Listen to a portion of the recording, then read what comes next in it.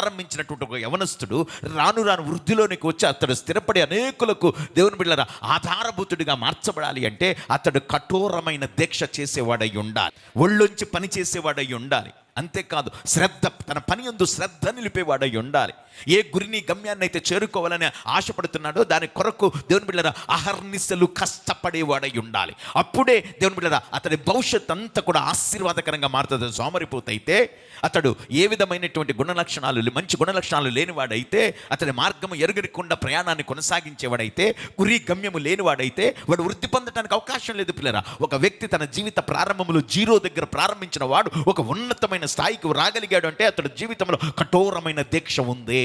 దేవుని సంఘముల విషయంలో మనం ఆలోచన చేస్తే మన పబ్బం గడుపుకోవటానికి భక్తి చేస్తున్నాం, అంతేగాని ఆత్మల భారం కలిగి పరిచర్యల్లో మనము సాగలేకపోతున్నాం అని చెప్పటానికి నేను వేదంతో దుఃఖంతో మాట చెప్తున్నాను.